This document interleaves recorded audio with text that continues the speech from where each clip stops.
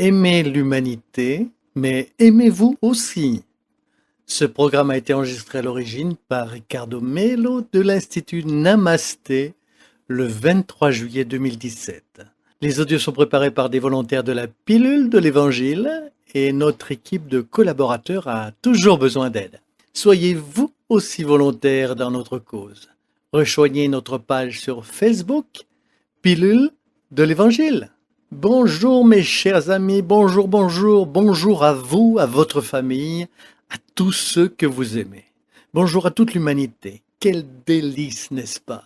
C'est avec une grande joie que nous allons enregistrer une nouvelle pilule de l'Évangile, toujours avec une grande gratitude envers Dieu pour les nombreux bénéfices offerts par l'Évangile. Et peut-être que le plus grand avantage de tous est de pouvoir travailler pour le bien. Heureux ceux qui se sont éveillés à cette réalité. Je suis absolument convaincu que parmi les milliers, voire les millions de personnes qui reçoivent déjà aujourd'hui la pilule de l'Évangile, les plus heureux sont sans aucun doute ceux qui servent, ceux qui travaillent bénévolement, ceux qui travaillent socialement, ceux qui, malgré leurs problèmes matériels, le problème de santé, réservent déjà une partie précieuse de leur temps à servir, à le donner à l'humanité d'une certaine manière, que ce soit dans une organisation non gouvernementale, dans un groupe religieux ou que ce soit. Servir est le verbe que nous devons tous conjuguer pour pouvoir nous approcher du Seigneur de la vie. Mais ce n'est pas servir n'importe comment, n'est-ce pas mes amis? Servir, c'est servir avec amour, servir avec affection, parce que c'est inutile de servir par obligation. C'est laisser nos cœurs parler du doux langage de l'amour de Dieu à tous les êtres qui croisent notre chemin. Alors, passons aujourd'hui un autre jour merveilleux au cours duquel nous allons découvrir le plaisir de servir. Comme c'est important pour nous tous. À cet égard, et à bien d'autres d'ailleurs, je voudrais également vous parler aujourd'hui d'un livre merveilleux de la série André Louis, qui s'appelle « Ouvrier de la vie éternelle ». Prenez note si vous le souhaitez. Beaucoup de gens aiment écrire le nom des livres. Écrivez et lisez, car écrire sans lire ne sert à rien. Ouvrier de la vie éternelle.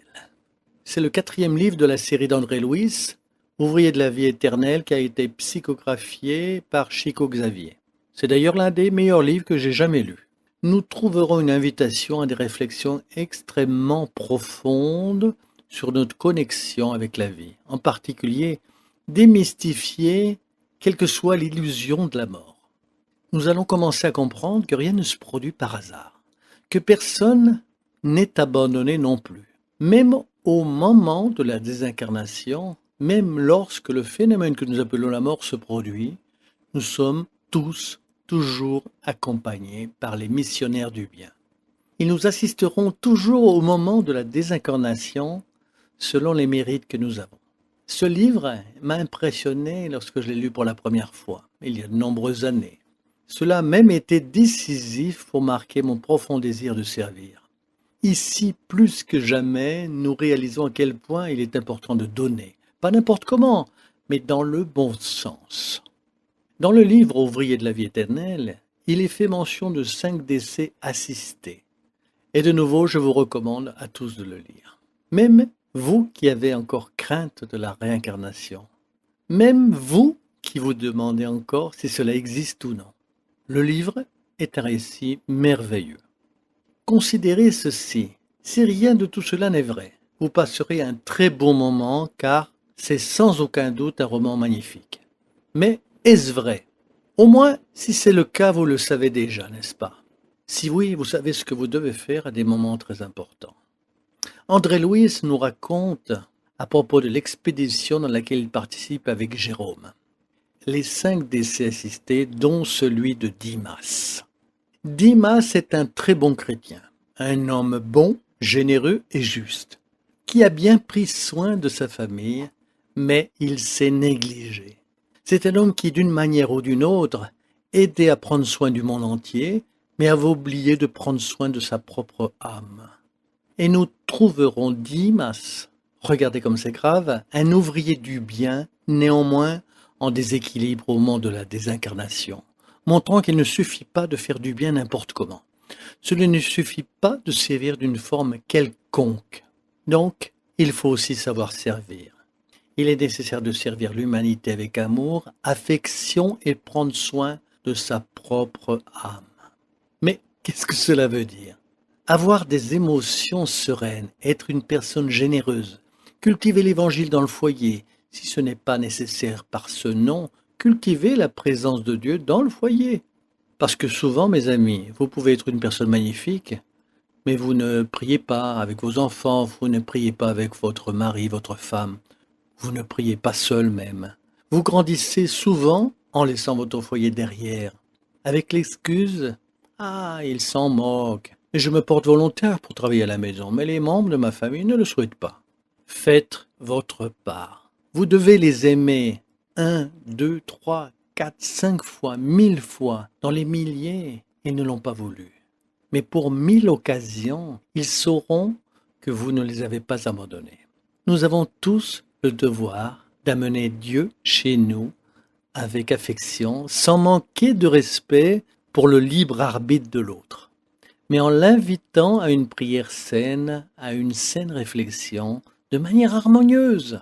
Ouvrier de la vie éternelle, parmi les innombrables histoires racontées, il y a celle de ce Dimas, qui m'inspire beaucoup.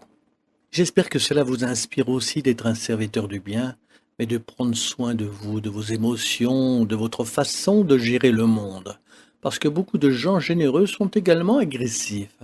Beaucoup de gens qui font du bien vont dans des maisons religieuses, sont grincheux, maussades, ont un visage fermé, un visage en colère même, comme si l'expression sévère et l'expression sérieuse étaient cruciales pour montrer que quelqu'un est sérieux. Avez-vous compris? Une chose n'a rien à voir avec l'autre, n'est-ce pas? Il y a des gens qui font du bien, mais ils sont aigris et tristes. Ils font du bien en pensant « Mon Dieu, ma douleur, elle est si grande. J'aide cet inconnu, mais mon problème, il est terrible. » En fait, c'est comme ça. Vous faites du bien avec une main et vous faites du mal avec l'autre. C'est un peu le cas de Dimas, ces grands Dimas qui sont là. Nous devons être attentifs face à notre vigilance, mes chers amis. Pourquoi? Parce que nous devons prendre soin de nous-mêmes, de notre évolution spirituelle avec affection, avec amour. La merveilleuse invitation de l'Évangile d'aujourd'hui est donc « Faites confiance en vous et prenez soin de vous ». Aimez l'humanité, mais il faut s'aimer aussi. Pas dans un sens égoïste, mais dans un sens sain, de faire votre réforme intérieure, de vous libérer des vieilles blessures, de la physionomie fermée, de l'expression grave, de la mauvaise humeur, de la tristesse. Apprenez à aimer. Même la douleur, que vous ne pouvez pas guérir pour le moment, car c'est un enseignement qui nous encourage à marcher au lieu de rester immobile. Rappelant les vieux problèmes du passé qui nous invitent dans le présent. Nous apprenons à aimer même la douleur actuelle. Mais pas dans le sens péjoratif d'être une personne paresseuse qui ne bouge pas. Non, absolument rien de tout cela. C'est aimer dans le sens de « Mon Dieu, puisque j'ai cette douleur, tant qu'elle ne guérit pas, tant qu'elle ne passe pas, comment puis-je être un meilleur être humain? Comment puis-je apprendre à sourire, mon Dieu, au lieu de cette difficulté? Apprends-moi à le faire. Être une femme ou un homme bon, malgré un conjoint difficile, un enfant compliqué, malgré une situation financière difficile ou des problèmes de santé, ou une personne qui me déçoit. Apprends-moi à être une personne heureuse, mon Dieu, en aidant les autres à être heureux aussi. Le livre Ouvrier de la vie éternelle est merveilleux. J'espère que vous allez le lire. En ce moment, je pars pour faire une analyse de ce livre à l'institution Maria de Nazareth. Ce sera merveilleux parce que c'est un livre qui m'a beaucoup touché lorsque je l'ai lu pour la première fois, comme je l'ai déjà dit. Cela m'a beaucoup marqué surtout. Et je partage un peu avec vous en espérant que vous sentiez le désir de le lire. Ce sera très bien pour vous aider à comprendre la vie, comprendre les désincarnations, de comprendre comment Dieu agit directement à côté de nous, à côté de ceux que nous aimons. Bien sûr, en laissant absolument personne abattu, abandonné. Parce que nous sommes toujours accompagnés par la bonté de Dieu. Et surtout, rappelez-vous, nous devons aussi prendre soin de nous-mêmes, d'accord? Que Dieu vous bénisse et inspire votre journée, qu'elle soit merveilleuse. Beaucoup de lumière, beaucoup de paix et d'harmonie pour vous. Et vous le savez déjà, merci beaucoup de partager les pilules de l'Évangile avec le monde entier.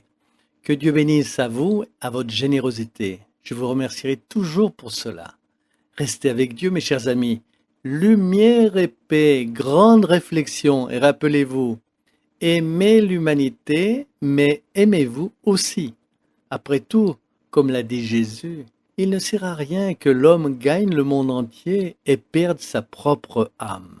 Restez avec Dieu, mes chers amis. À très bientôt. À très très bientôt.